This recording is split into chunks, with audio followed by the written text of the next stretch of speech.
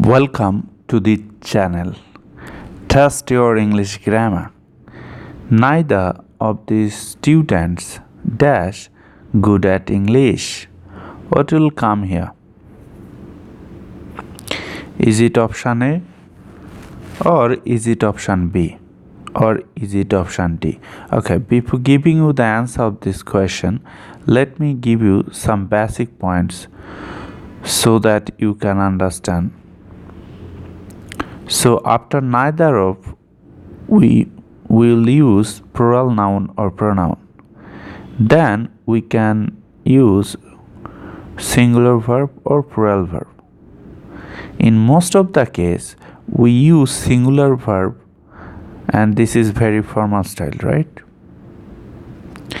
And we use plural verb after neither of for informal speaking. So keep this in your mind.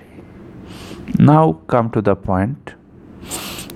Neither, so here we can use singular verb or plural verb. So if I use singular verb, then I have to choose is, and if I use plural verb, then I have to use are.